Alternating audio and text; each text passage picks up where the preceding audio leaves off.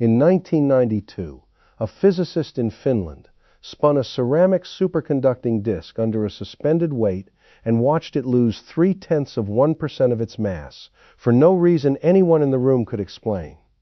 In 2016, a NASA propulsion lab measured thrust coming out of a sealed metal cone that had no exhaust port, no propellant, nothing leaving it at all. In 2021, a team in Germany proved that second result was wrong, not by a small margin, but by 3 full orders of magnitude, and traced the entire effect to heat warping a metal scale. And in November of 2023, a NASA scientist named Charles Buhler says his team ran a test where 2 charged plates, roughly the size of a deck of cards, produced a full G of force with nothing touching them and nothing coming out of them. He isn't calling it anti-gravity.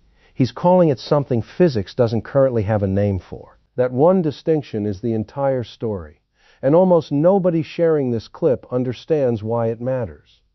Here's the belief I want to go after first, because it's quietly wrong in nearly every headline built around this story. The word anti-gravity itself. People hear NASA physicist, gravity-defying, secret tech, and their brain files the whole thing under one category.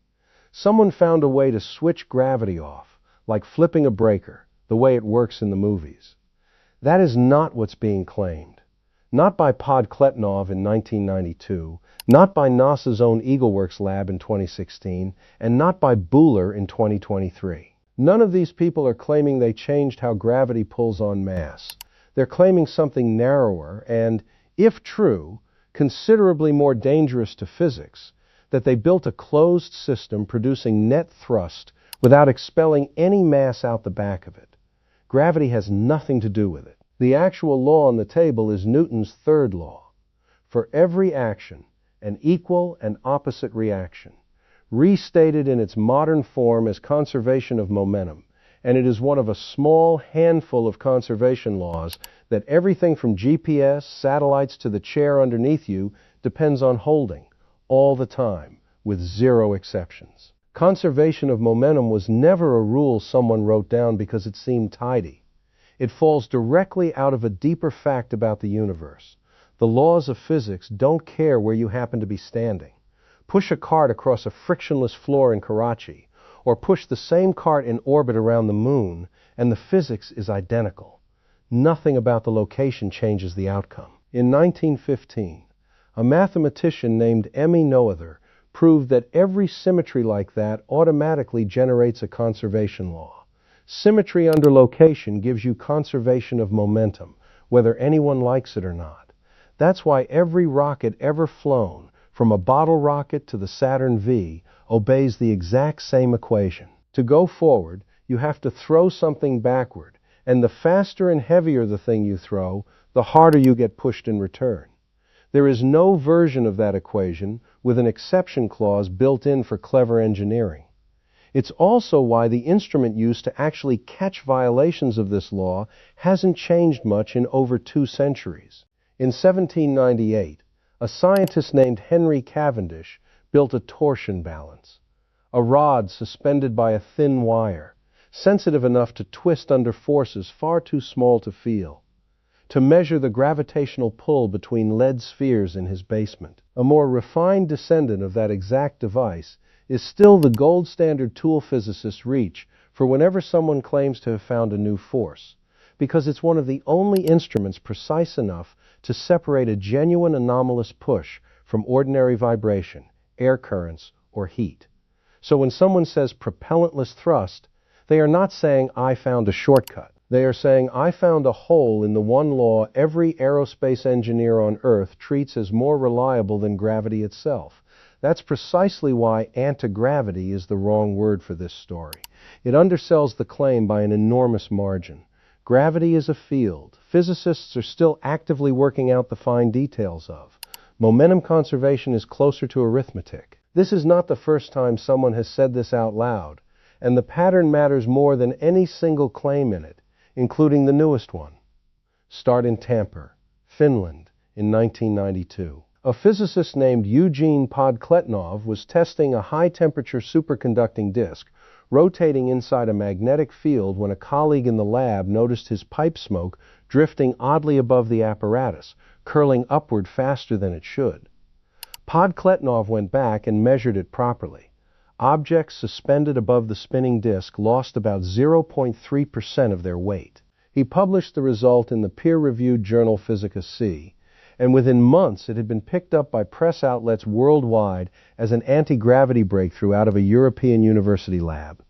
Two other groups tried to build their own version, one at the University of Toronto, one at the University of Sheffield.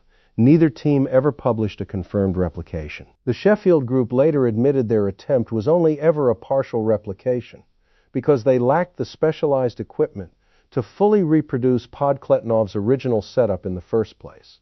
3 decades later, no lab anywhere on Earth has an independently verified, repeatable version of the Podkletnov effect. Not because nobody tried, because every serious attempt to reproduce it came back empty-handed. This same pattern doesn't only show up in antigravity stories, and it's worth pulling in the most famous case outside this topic, because it shows exactly how these episodes get resolved when they get resolved, honestly.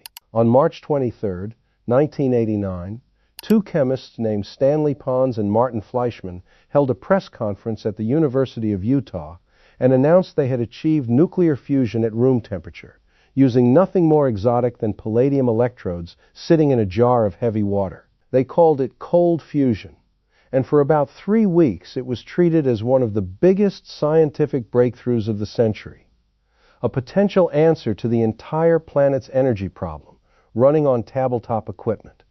Labs around the world dropped what they were doing to try to reproduce it. A handful reported early positive signals. Then, one by one, the more careful attempts came back negative, and the positive ones turned out to trace back to measurement error or contamination rather than fusion.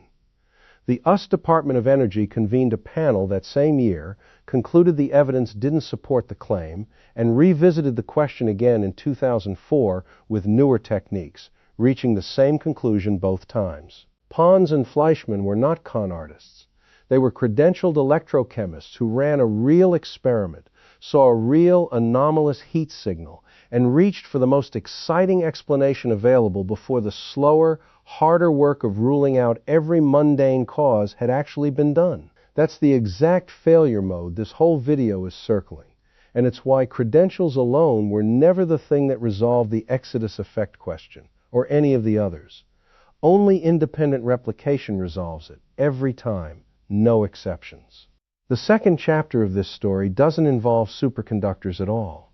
It involves something you can build on a kitchen table with tin foil, balsa wood, and a 9-volt battery pack strong enough to push the voltage into the tens of thousands. Charge 2 electrodes shaped roughly like a triangle, 1 thin wire on top and 1 wide foil skirt on the bottom, and the whole lightweight assembly lifts a few inches into the air, hovering with a faint electrical hum. People have been building these lifters since the 1920s, when an inventor named Thomas Townsend Brown first documented what's now called the Biefeld-Brown effect, and every so often, decades apart, someone rediscovers the trick and calls it an anti-gravity engine online. In 2007, an aerospace engineering team formally tested the actual physics behind the effect and published their result in the AA Journal, the flagship publication of the American Institute of Aeronautics and Astronautics, under a title that gives away the ending,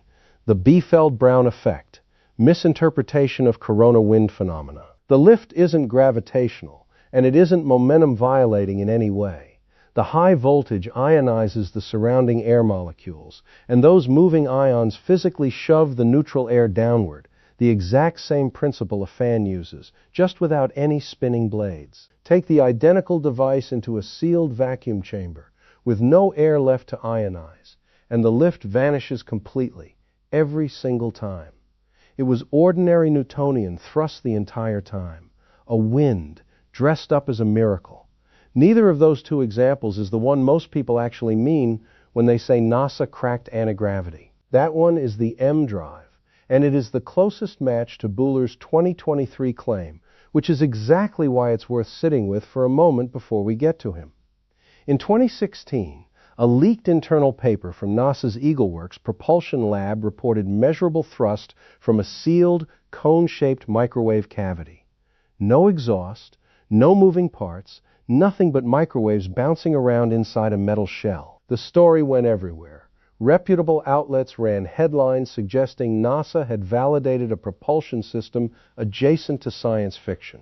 For roughly 5 years, the M drive sat in this unresolved, half-credible limbo, cited approvingly by people who badly wanted it to be real, and dismissed reflexively by people who assumed it obviously couldn't be, neither side actually settling anything. Then, in 2020, a physicist named Martin Tajmar at the Dresden University of Technology rebuilt the entire experiment from the ground up, with a far more precise measurement rig, and presented the result at the Space Propulsion Conference: zero thrust. His conclusion was blunt.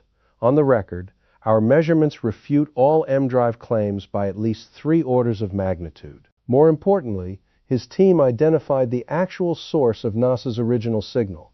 When the device powered on, it heated up, and that heat physically warped the metal fasteners holding the measurement scale in place, nudging the scale's 0 point just enough to look exactly like thrust on the readout. The propellantless drive that made international headlines turned out to be a thermometer wearing a costume. So that's the shape of the last 3 decades of this exact story, told 3 separate times. A credentialed researcher gets a strange, repeatable-looking reading. The press reaches for the word anti-gravity, and a more careful team eventually finds the mundane, unglamorous cause hiding underneath it. Ion wind in one case, a warped scale in another, no confirmed replication at all in the third. Which brings us to November 2023, and the specific reason this 4th claim is harder to wave off than the previous 3 combined. Charles Buhler is not an outsider chasing a rumor he read online. He spent his career as the lead research scientist inside NASA's own electrostatics and surface physics laboratory, working alongside a professional aerospace engineer named Andrew Aurigema. Their device, which they've named the Exodus effect, isn't a superconductor and isn't a microwave cavity. It's 2 charged plates, layered with Teflon, copper tape, and foam, engineered specifically for extremely high dielectric breakdown strength.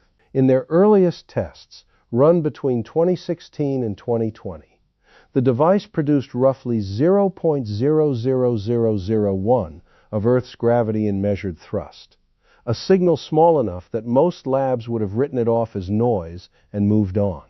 By 2021, redesigned asymmetrical plates pushed that figure up to 0.0001 G. And by November of 2023, stacked versions of the same basic design were reportedly producing a full 1 G of thrust. Enough force, in principle, to lift the unit's own weight directly against Earth's gravity. From a device weighing only 30 to 40 grams and generating somewhere around 10 millinewtons of force. There's a patent behind all of it, too.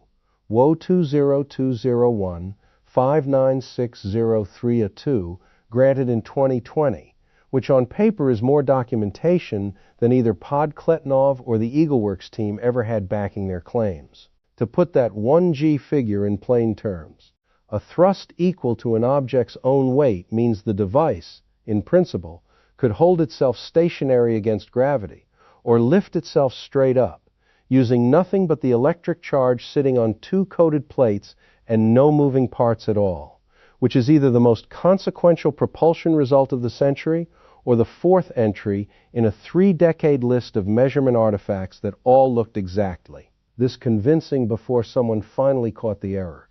It's worth being precise about what that patent actually certifies, because most people assume a granted patent means a government office independently checked the physics and confirmed it works. It doesn't mean that at all. The patent office evaluates whether an invention is novel, whether it's non-obvious, and whether the application describes the method in enough technical detail for someone skilled in the field to build it. Patent examiners are not required to run the experiment themselves and confirm the underlying physics holds up. Patents have absolutely been granted, historically, for devices that later turned out not to work as their inventors described.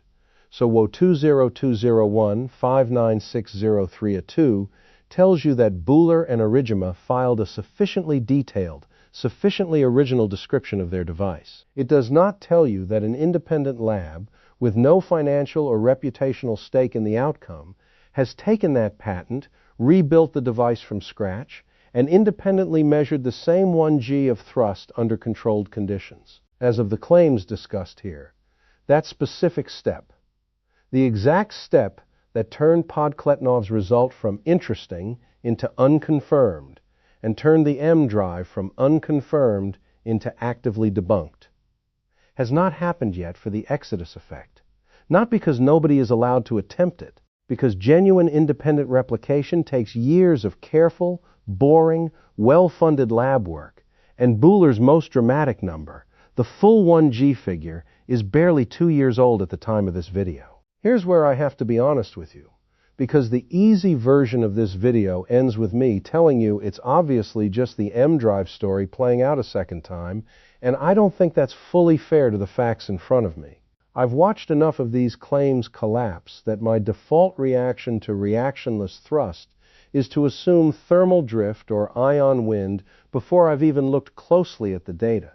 And for 2 of the 3 earlier cases in this video, that instinct would have been exactly right, immediately. But Buhler's background doesn't fit the outsider crank pattern this kind of story usually needs in order to be dismissed easily, and one detail in his claim is genuinely stranger than anything Podkletnov or Eagleworks ever put on record.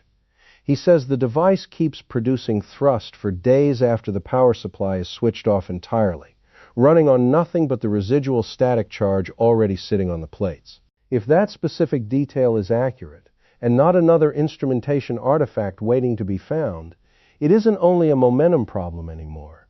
It becomes an energy problem too, because a charged capacitor left sitting idle isn't supposed to keep doing continuous mechanical work for days off a fixed, finite store of charge. I don't have a clean explanation for that number, and I'm not going to manufacture one just to tie this section up neatly, because pretending certainty here would make me exactly the kind of source this whole video has been warning you about. I'll also say this plainly. I used to treat every reactionless drive headline as functionally identical, one long-running hoax wearing different device names. Sitting with Buhler's specific numbers, the 7-year climb from 0.00001 G to a full G, the residual charge detail, a patent examiner's technical description on file rather than a press release alone, has pushed that assumption further than I expected it to move. Further isn't the same as convinced, but it's further than 0. And I'd rather tell you that honestly than round it down to 0 just because the last 3 stories in this video ended that way.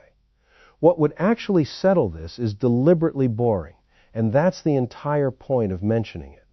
Extraordinary claims don't get resolved by better storytelling. They get resolved by a lab with nothing to gain wheeling in a precision torsion balance, running the device inside a sealed vacuum chamber to permanently rule out air currents, suspending it on a frictionless mount to rule out any mechanical coupling back to the table or the building, and then publishing the result either way, positive or negative, with the full methodology attached for anyone else to check. That's exactly what eventually happened to Podkletnov's disk, when nobody in the world could reproduce it under those conditions.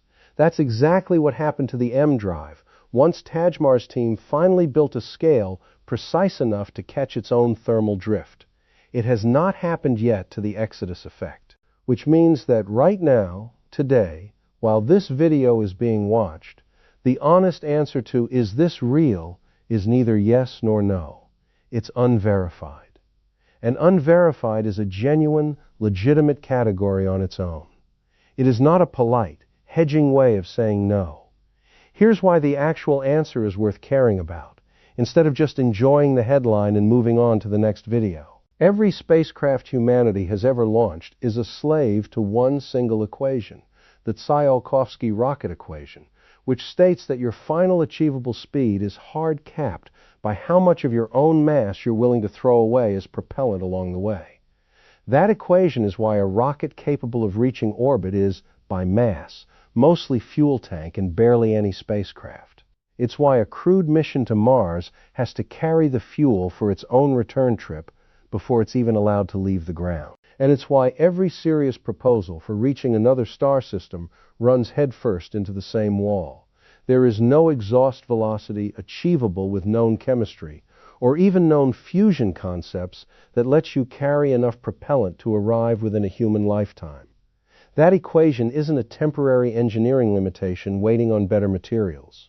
It is a direct, unavoidable consequence of the exact same conservation of momentum this entire video has been circling from the first sentence. It's the same reason NASA routinely sends probes on multi-year, looping paths past Jupiter or Venus, just to steal a little momentum from a planet instead of burning fuel to get it directly. Voyager 1 is still moving today, more than 4 decades after launch, largely on velocity it borrowed from planets rather than carried in its own tanks, because propellant is that precious and that non-negotiable under the current rules. If Buhler's device is real, actually real, independently confirmed by a lab with nothing riding on the outcome, it doesn't just improve rocketry at the margins. It ends the rocket equation's total monopoly on how humans reach space, in roughly the same way the discovery that atomic nuclei could split ended coal's monopoly on how humans generated electricity. That is the true size of the claim sitting inside that podcast episode. It deserves a great deal more scrutiny than a viral clip and a shrug in either direction. There's a reason antigravity is the word that keeps getting reached for, decade after decade, across 4 completely unrelated devices built by 4 completely different teams, and it isn't laziness. Flying cars, floating cities, effortless space travel. Science fiction has spent a century training an entire species to want this specific result so badly that the moment any credentialed scientist says a sentence containing the words NASA and defies gravity, the emotional reaction arrives before the skeptical one does. That's not a flaw unique to casual viewers scrolling past a podcast clip. It's a predictable, well-documented pattern in how humans process any claim that matches a story they already wanted to be true, and it's precisely why the physicists who actually study this category of claim insist on the boring instruments.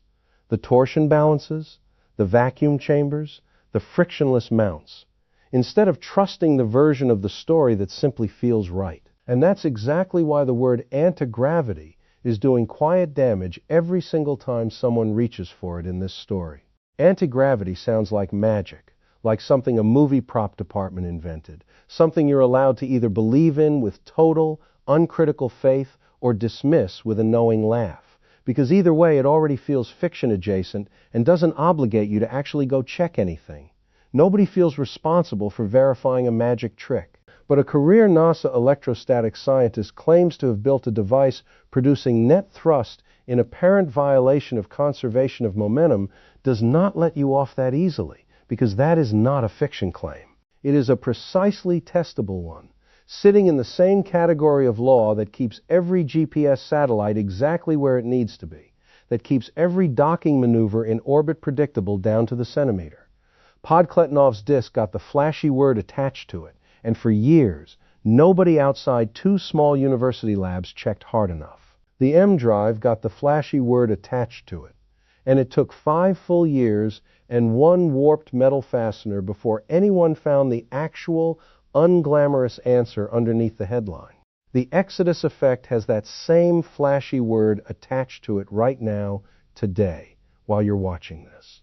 And the specific number that would actually prove or disprove it, an independent, third-party replication under controlled conditions, does not exist yet for anyone. Antigravity is the word you reach for when you'd rather have a headline than do the arithmetic.